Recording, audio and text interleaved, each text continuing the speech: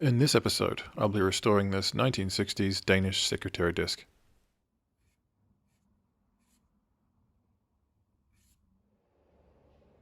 This is an early 1960s mid-century Danish modern teak desk by the designer Gunnar Nielsen for the manufacturer Tibergaard. I'd actually just restored one of these a few months back, and so when the opportunity came up to pick another one up quite cheaply, I took it, knowing that this is a popular design with a decent resale value. Tibergaard were a big producer of desks in the 60s and 70s, and this smaller woman's desk was definitely one of their best sellers. Along with the clean, elegant lines and the balanced proportions, it has those classic Danish-style drawer pulls, which everybody loves, and so it's not hard to see why these are still so popular. This one definitely needed a lot of work though. There was no distinct water damage, but it had been sitting in somebody's damp garage for many years, and so pretty much all of the moving parts were jamming, and there was a bit of mold starting to develop on the inside. There were also some chunks of veneer missing, and the lock on the front hatch was coming apart as well. Aside from a couple of minor dents and scratches though, the majority of the exterior surfaces were in pretty good shape, despite wearing decades of oil and dirt, and so I thought I would start by giving them a quick wipe down with alcohol to see what would happen. It wasn't at all clear what type of finish had originally been used on this, but the surface started tacking up and getting sticky very quickly. I've encountered many pieces from this period which, rather than being lacquered or varnished, were simply oiled at the factory and then subjected to years of re-oiling with various oils or polishes by the owners, which tends to just drive all of the grease and the dirt back into the wood grain, and it makes it look worse in the long run. Not sure what was going on here, but in any case it wasn't going to sand or scrape off cleanly, and so I decided to just use the paint stripper, which has the added benefit of pulling a lot of the oil and dirt out of the wood grain. Before doing that though, I wanted to get a couple of repairs out the way first. Number one was the lock on the front, so that I could open and close the folding desk hatch without doing any more damage to it.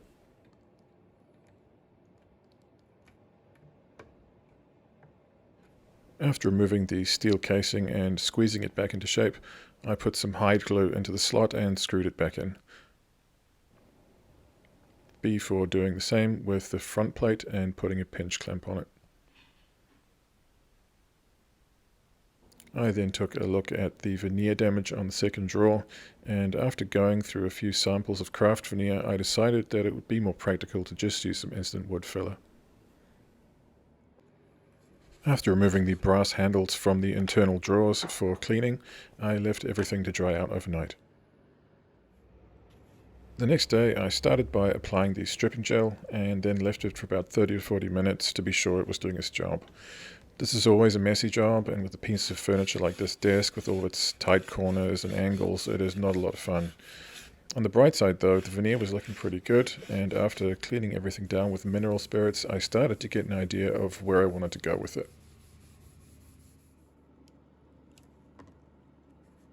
While the rest of the desk was drying off, I turned my attention to the lock assembly I had just repaired, which was still missing a couple of chunks of veneer.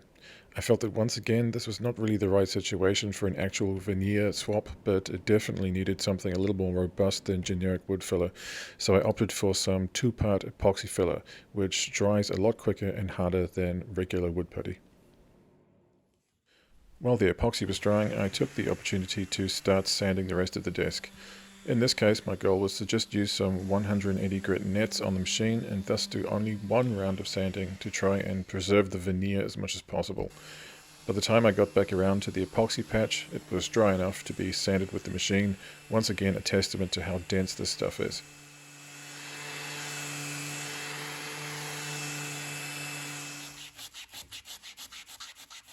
My tool of choice for hand sanding corners and edges is the 180 grit sanding sponge with an inclined edge from Bosch. It's not ideal for large open surfaces, but it's really useful for getting into tight spots or sanding sensitive areas like corners and edges. After all the sanding was done, it was time for some color. On this piece I wanted to try and bring out a little more red, and so I opted for a mahogany wood stain, which has a lovely golden red hue to it, and tends to work really well with teak. This is my go-to wood stain, which is an oil-based outdoor stain that I cut down to a minimum of 50-50 with mineral spirits or paint thinner. I personally prefer it to the water-based wood stains, the only drawback being is that the results you get are somewhat limited by the amount of oil the timber can hold, and so radical color changes are not always possible, and sometimes you have to try and work with what you've got by enhancing what's already there. In other words, the predominant color tones that you started with will often shine through in the end no matter what.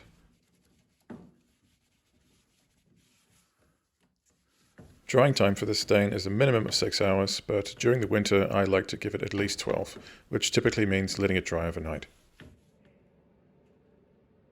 With the base color established, it was now time to focus on applying the finish and blending out the repairs.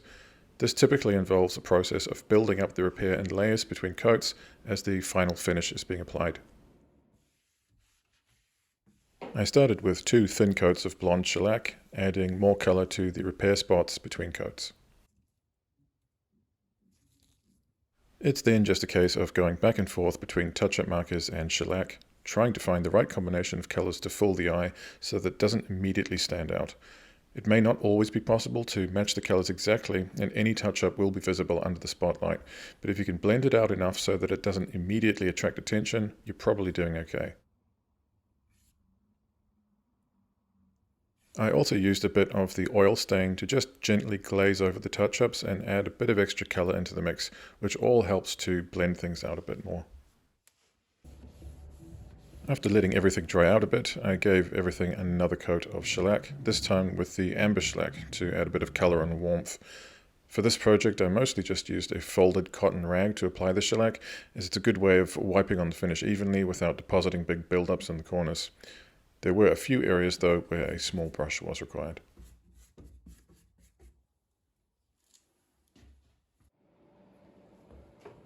However, as shellac was not going to be appropriate for the internal working surfaces, I gave them a couple of coats of hard wax oil instead, in order to give them a low gloss finish that would be highly durable as well. This is not a product that I use very often, but as it's intended for surfaces which get a lot of heavy use and wear, it's really an ideal product for situations like this where the wood needs a bit of extra protection while retaining a natural look.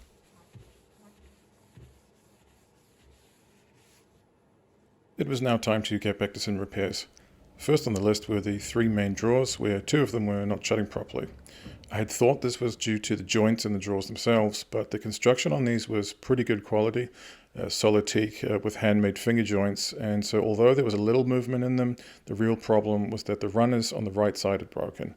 These were just lightweight strips of very, very lightweight wood, not sure what, but they were basically just held on by tack nails, which was pretty much standard for this era. Only problem being is that the wood would tend to split and come apart over time, or simply break off, as it had here. I managed to find some similar strips of scrap wood and cut them down to length before nailing them into place and sanding them off, which seemed to resolve the problem pretty well. Despite being slightly oversized though, I chose not to sand them down completely flush with the existing runners, because in fitting a little bit tighter, they actually helped stabilize the movement of the drawers, which do tend to get a little bit loose with age. Another problem I had yet to resolve was the front hatch jamming in its closed position on the right side. The hinge for this fold-down desk had basically gotten a bit loose on the right-hand side, but unfortunately it was not accessible, and so I wasn't able to repair it or adjust it without taking the entire desk apart, which I wasn't going to do. The only viable alternative remaining was therefore to sand off the side of the hatch that was jamming. I carefully used the orbital sander with a 120 grit pad on it just to shave a few millimeters off the right edge, trying to keep it as smooth and straight as possible. But although this solved the problem, I had been forced to sand right through the veneer on the edge, and there was no way I was getting away with wood filler and touch-up pens on this one. After looking around through my craft veneer samples, I found something which looked like it would fit, both in terms of the wood grain and the color. I cut a piece out to approximate size and stained it, and was pleased to see that the color matched pretty well. I then lined it up with some tape, warmed up some hide glue and brushed it in, and then clamped it up with some pinch clamps and some scrap wood to dry overnight. In the interim, I had already started with the final phase of the refinish by going over everything with a soft 320 grit sanding sponge, followed by a rub down with a black Scotch Brite pad to basically just smooth everything out a bit more. At this point, it was clear that the red color tones I had been looking for were not really manifesting very much, and so rather than trying to keep pushing it and adding more finish, I decided to work with what was there, and basically just keep the overall finish as light and as clean as possible. I rubbed in some brie wax in the color of antique brown, very sparingly, applying the absolute minimum amount possible and continuing to rub it in with steel wool until such point as it was effectively being buffed out. All that was required then was a very light buff with a cotton rag to create a clean and natural looking medium gloss finish. Next on the shortlist was giving the drawers a quick cleanup with the orbital sander. This is really just to give them a fresh look, but it also helps them move a bit smoother, which is especially important when moisture and dampness have been a factor. I also like to do a bit of hand sanding in the channels and around the edges though, and then rub in a little bit of Danish oil, really just to make everything look a bit tidier and more cohesive.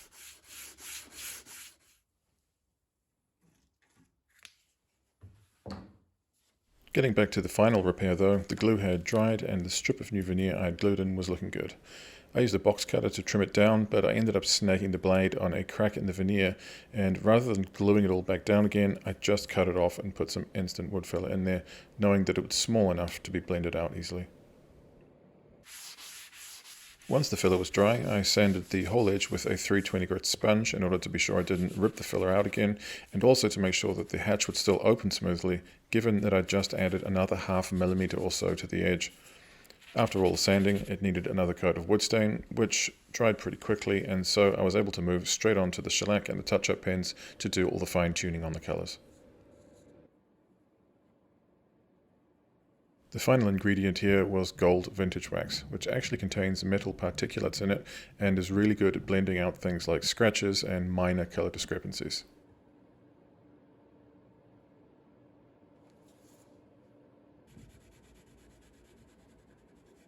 Which obviously made it ideal for all of the touched up areas. I gave the whole interior a quick once over with the feed and wax beeswax polish, which helps to protect the surfaces and gives everything a nice and natural looking sheen, at which point the interior was officially done. The only job remaining was to refinish the legs and apron, but at this point I was starting to run out of time. This project had ended up taking longer than I had planned, mostly due to the number of repairs required and the way in which they can disrupt the workflow.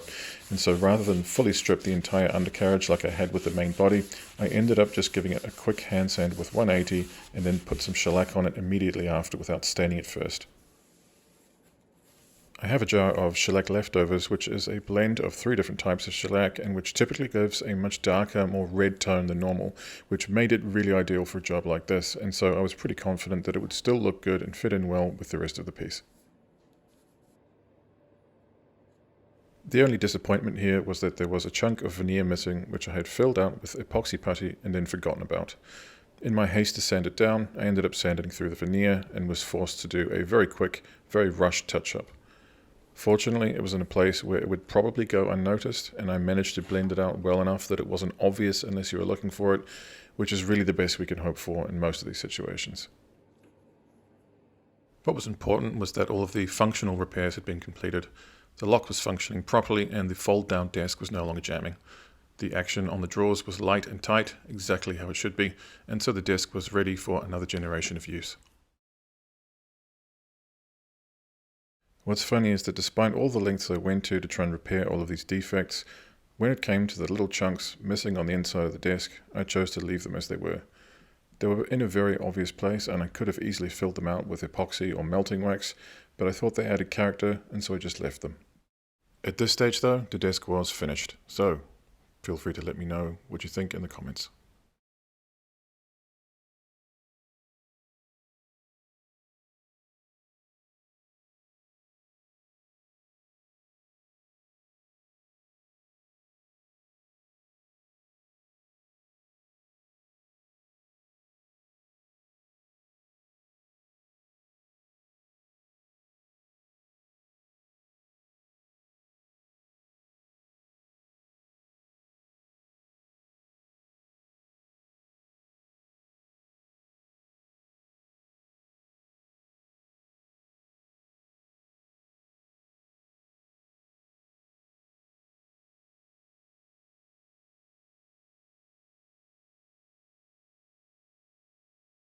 Thanks for watching.